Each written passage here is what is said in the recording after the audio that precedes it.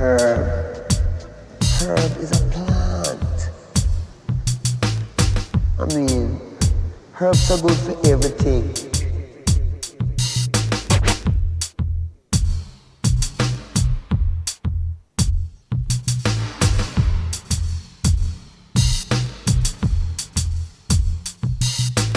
Herb.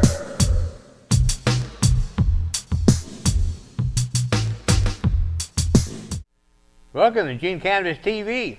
You made episode 666 and you made the trip, and here we are. We are our friends from Salem. We not only have Peke, we've got Sonny out of Mercy Center from Salem, and they made the trip. We appreciate them coming down and joining us. Real quick announcement here. This is our last studio production for 2017. So we won't be back until the 8th of January. So put it on your calendars, and love to have you come on down, have some company come down and help us out, visit, be on the show, whatever you want to do. Be here behind the Sheldon High School studios. So how was the trip down? Very nice. Very excellent sunset. Excellent. Yeah. We got experiencing nice dry weather, a little cool, but nice and dry, so we can't complain, I guess. And how's the thing going in Salem? You know, what's going on is the patients are really needing help, bro. You know, Yes. the patients are always needing the help because they're the ones always getting shorted. Yeah, that's right. And that's where we've always seen the patients are always getting shorted. The patients have been given a shorthand deal ever since the OMMP was implemented in 1998. Right. Yeah. And the state has been using them as a cash cow and has cared very little about their No welfare. research. Well, No and I want to research. keep our conversation but- going about the patients. Oh yeah, definitely. And so Yeah. that's exactly, and that's why they formed now the Oregon Cannabis Commission. PK was there, filmed that, so we have the film of that meeting. I went to the No. public comment. You went to Yeah. the public comment. Okay, back up. Yeah, PK went to the public comment hearing and about how things are going with cannabis in general. And then I went to the Oregon Cannabis Commission, which is the advisory committee now for medical marijuana, and we have hopes. There's some good people that are on that commission, and they're they're saying things now that they haven't said before. So we're a little bit more hopeful. Let's just say we're not as pessimistic as we were, but it's an ongoing problem that patients can't find growers. And I just got this off of Facebook. Somebody wrote in, how many patients have lost their growers since the passage of Measure 91? And I had the opportunity to be the first one to jump in. My answer was too many. Anthony Taylor answered. Anthony Taylor was with the Oregon Compassionate Cannabis. Well, anyway, he's a medical marijuana group, and he's saying that in January 2015, that number of patients that had not designated a grower was 8,461. The number now stands at 18,702. Peter Gendron stated, if the state continues on this trajectory, in a year, medical grows will be self-serving, as in growing for oneself at home. Anyone without the ability to do that, and there are many for many reasons, will have to look to OLCC stores for tax-free cannabis with a medical card, if they can afford it, or be left to their own devices. And I believe that we're talking about the black market when we talk about that. Gray market. Gray market. I like to call it the free market, but anyway, that will leave over half of OMMP participants without a grower relationship and reduce participation in the OMMP as well. Another poster wrote in, we are growers for 6 patients, now growing for ourselves. This has been depressing. Heavy heart. So. Well, that's why we always want to keep the patients in mind, because the patients are the ones that when we started this program back in '98, bro, they're the ones that are sick, they need the help, they're the ones that can use the medicine. we already know that the medicine helps them the most. They get the most out of the medicine. If we can get them to the medicine to them, you know, we've seen they're the ones that'll help the most. Oh yeah, those are the ones that have passed. You know, for me and you know this, you know. Well, you know also, Pete, Yes. you know. But a lot of people out there don't know that because they have not seen those people because they weren't around then. But those are the people that were there at that time. Those patients get the most out of the medicine. So we're going to keep those patients in the forefront. You talk about medicine. When I first got John Walsh's medicine in Portland, and he handed it to me in a Fred Meyer's plastic shopping bag, you know, and I looked in there and I thought, what in the hell is this crap, you know? It was blood, guts, and feathers, you know. But later I got to thinking about it. Well, I'm used to manicured bud that's for sale, you know. So when you have a patient, especially multiple patients, who's going to do all the labor to do all the trimming? And so naturally it makes sense that if a patient's getting their medicine free, the least they can do is do their own manicuring, and it's a natural, you know, and it worked out great. But at first it was just kind of a kind of a shock, you know. But it was interesting because when Paul Stanford handed me that bag, you know, like I said, I was going, wow. When I trimmed it up, and it was supposed to be 2 ounces, when I trimmed it up, guess what I had? 3. 2 ounces. Right on. I mean, he knew. I mean, it was right on. I thought, wow, I've been doing that for a while. You know, until blood, guts, and feathers, and you know how much you're going to end up with, you know. Right. So, but anyway, it's just, but yeah, it was. The patient gets the whole plan. Exactly, and the patient should be, and the patient should be want it all because they should be using everything that they're given, the leaves, everything, make tinctures, tea, I mean, all kinds of stuff, edibles. So. Healing oil and healing oil, and PK can definitely tell you about the healing oil. And by the way, Sonny is a heck of a cookie baker, by the way, in case nobody, none of you knew, but Sonny has some great cookies, really good cookies, and edibles, you know, and that's really a healthy way to. Well, the oil that we've been making is been with coconut and grapeseed oil, and it helped the psoriasis, and the psoriasis was terrible, and the doctors can't believe that the psoriasis is gone, you know, because the psoriasis that I had all over my legs and stuff is completely, you know, those plaques, those scab plaques and stuff are gone. They have disappeared. Well, they give people pills and treatments, and they do a lot of stuff for people. I don't even have that stuff no more. And then listen to, at the end of these treatments that they're giving you, watch out, it may cause damage to your liver, your heart, your mind. Cannabis doesn't do this to you. Yes. And you don't have to smoke it. And we would like you to register and vote and talk to your neighbors about what's happening, because we're getting the bad deal from the government. They've been lying to us. They're breaking our civil rights in Section 20 of the state constitution, which is the same as the federal constitution, Section 18, which says everybody should be treated equally.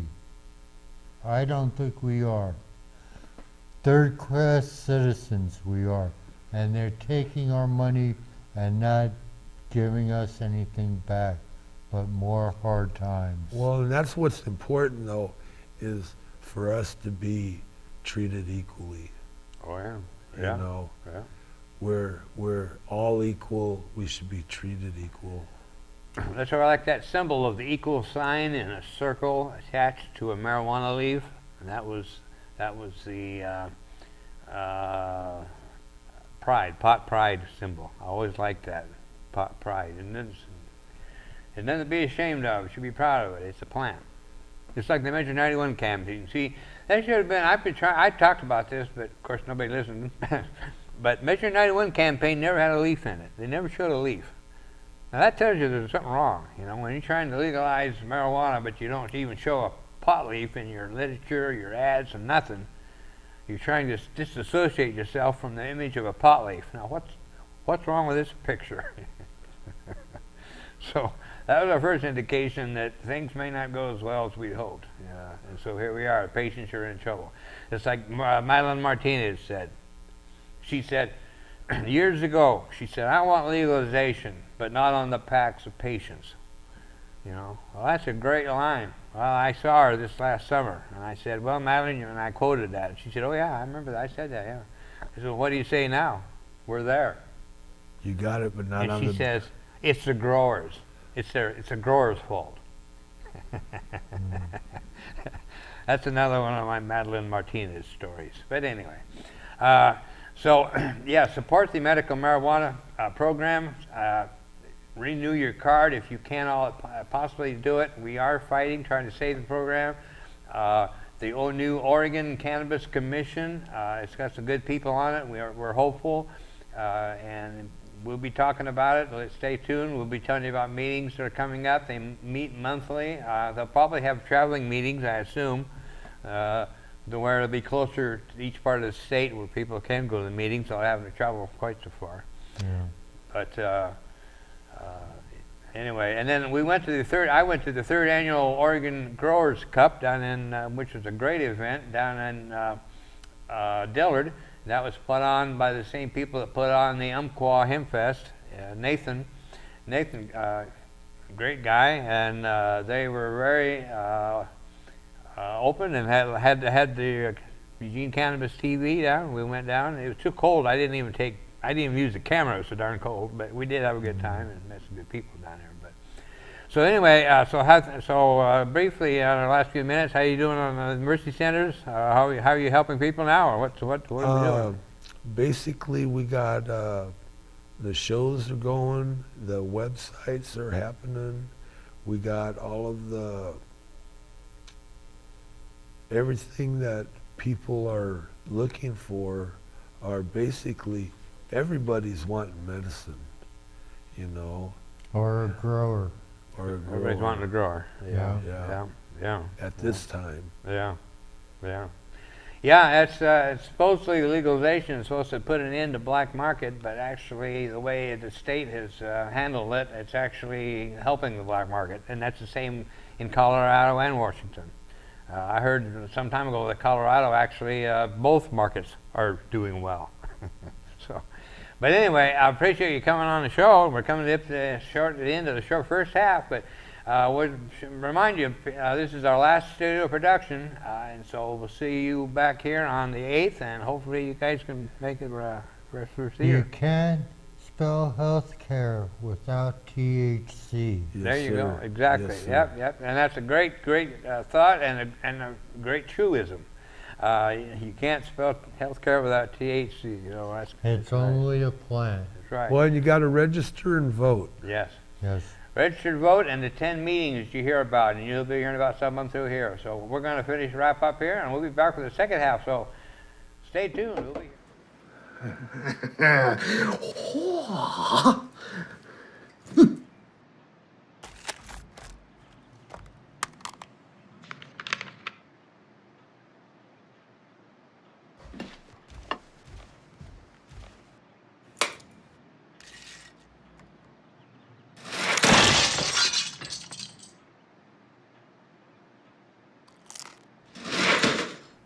Welcome to the second half of the Eugene Cannabis TV show, episode number 666. We have our friend Mark back with us, and this time we're talking about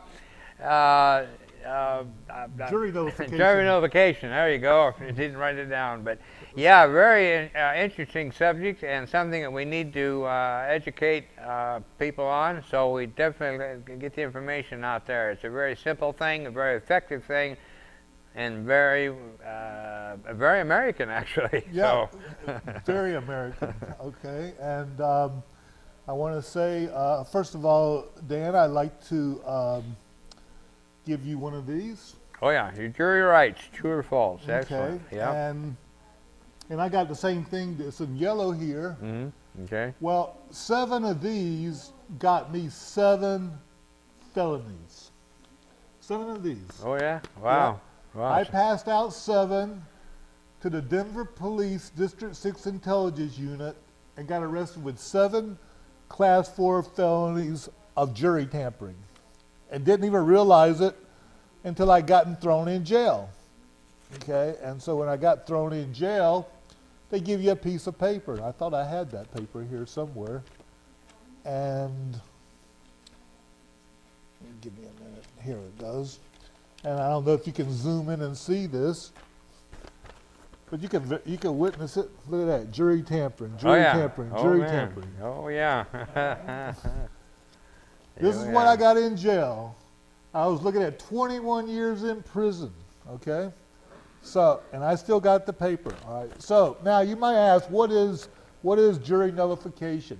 Okay, jury nullification is something that goes way back. A lot of people say it goes back to the 1600s. And that involved William Penn and William Meade preaching Quakerism. It actually goes back to the 1200s with the King's Magna Carta. And so I wrote down some stuff here about that. And so, see if I can,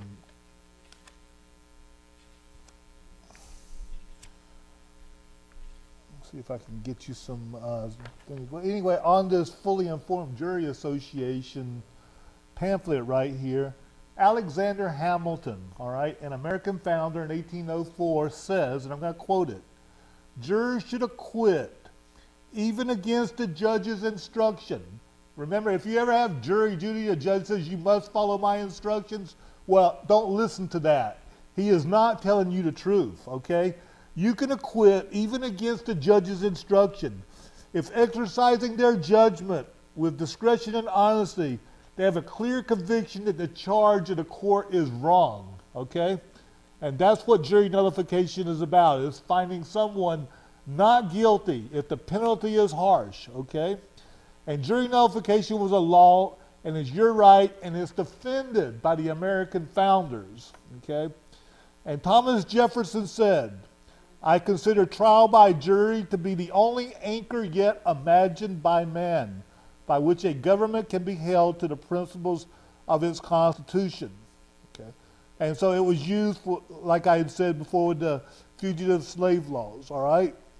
So what you are doing when you're exercising jury nullification is you're not only protecting someone from bad laws and imprisonment, but you're actually protecting yourself because you're protecting your community.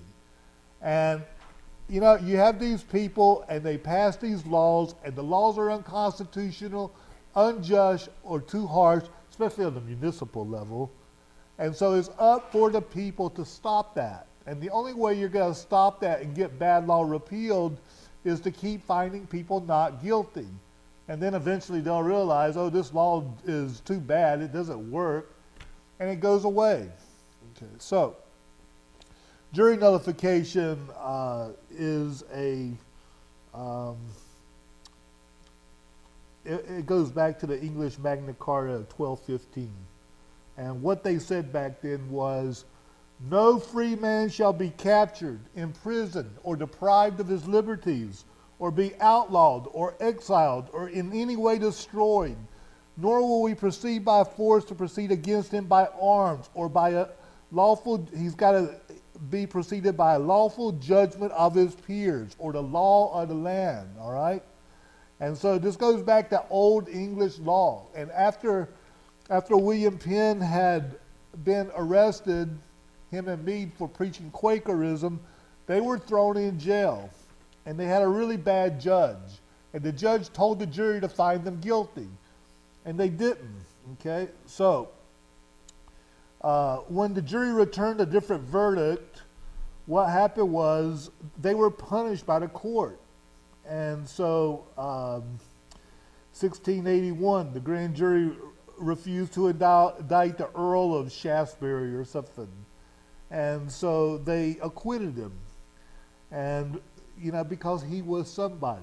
But you have people that are nobodies that don't get acquittal. So, and then in 1728, it was Carnegie of Fenhaven accidentally killed the Scottish Earl of Strathmore. Okay. The jury brought in a proven verdict that would cause an innocent man to die. So they decided they would exercise an ancient right. And what they said was the verdict of not guilty, which remained, what they said was to judge the whole case and not just the facts. Right? And if you go to court today, you'll hear judges say, you know, let me worry about the punishment and this and that. You just judge the facts, all right? Well, they decided to judge the whole case. And what that did was that created a verdict of not guilty. The not proven verdict changed to not guilty verdict is the normal verdict when the jury is convinced of innocence. The not proven verdict is only used when the jury is not certain of innocence or guilt. Okay, so this is Old English law. And so, like I said, in 1670, when William Penn and Meade were arrested for preaching Quakerism, and they were all thrown in jail, they were punished. And so there was a participating juror named Edward Bushnell. And what he did was he refused to find Penn guilty. And he's the one that took out a writ of habeas corpus. And a writ of habeas corpus means show me the body. Okay, so when the judge had put that jury in jail for not finding Penn and Meade guilty, the judge ordered the juries in prison until they paid a fine to the court. 4 of the jurors refused to pay that fine. Okay, they'd been in jail for several months. Okay, what happened was in the 17th century, the court's powers to punish the juries were removed because the juror Edward Bushell sought the writ of habeas corpus, involving himself as a juror on the case of William Penn. And Chief Justice Vaughan, sitting on the Court of Common Pleas, discharged the writ and ruled the power to punish a jury is absurd. You can't punish a jury for what they say. And it goes over to today. If you're on a jury and everybody wants to find somebody guilty, and you say to the jury, look, I'm not going to do this. I'm going to find him not guilty. I'm going to ask you all to go along with me. And if they refuse to do it, then you just keep to your guns and find them not guilty. And that's just what happened here. Okay, so they stopped punishing jurors for finding people not guilty. Edward Bushnell, the participating juror in the Penn and Meade verdict, is considered a significant milestone in the history of jury nullification. And if you're ever in the what they call the Old Bailey, which is a central criminal court in London, England, there's a plaque in London about this. And that right there is a documentation of jury nullification under British law. Okay. Well, they got carried over here. Your forefathers, they studied Locke, Montesquieu, all these political science theorists, right? And jury nullification was a concept that carried over to the United States. It's not some radical thing that just sprung up in the 60s like a lot of people believe. It's been in American law ever since the beginning of this country. The judges just don't want you to know about it. And you got to ask yourself, why don't the judges want you to know about it? And the answer is money. Do you know that it is one of the most powerful rights anybody can have when they sit on the jury to control that jury? You don't have to go with everybody else or what the jury foreman says. And so we're here to talk about marijuana law and jury nullification today. And I brought my calendar. And in this calendar, it talks about different people that that were acquitted from jury nullification. And for example, right here, Lauren Swift acquitted of marijuana charge 2009, jury nullification. Yeah, this is the jury nullification calendar, actually. Yeah, this is an old jury nullification Yeah. calendar. And so the state of Colorado legalized recreational marijuana use in 2012. Not long afterward, it passed the marijuana driving under the influence law. Okay, in 2014, medical marijuana patient Melody Brenniger was pulled over for having an expired license plate tag, not for an unsafe driving. She identified herself as a medical marijuana patient when the officer stopped her, and he smelled marijuana. A blood test indicated a THC level of 19 ng/ml. I don't know what that is. Nanograms per milliliter. Oh, is that nanograms per milliliter? Milliliter, I think, but Okay. yeah. So she was offered a plea deal but turned it down, choosing instead to argue her case before a jury. Had she accepted the deal, she would have been required to abstain from medical marijuana for up to 2 years, which she said would have made it for impossible to drive due to severe pain from pressure on her back. Instead, she exercised her right by trial by jury. Her attorney argued to the jurors that she was not involved in an accident, nor did her driving suggest any signs of impairment, and that she was not in fact impaired at the level of THC in her blood. Jurors in her case unanimously found her not guilty. And the reason they found her not guilty was because they used jury nullification.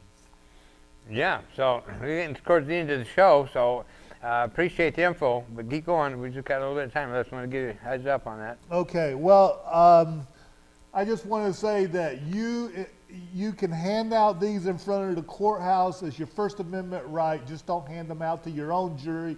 Don't hand them out inside the courthouse. And hopefully you can make a difference between someone gaining their freedom and not. That's right, and I appreciate it, Mark. We had to cut off the segment a little bit short for Mike to present this, but we'll be talking about it in the future. This is a very, very important subject, and I really appreciate you bringing that in.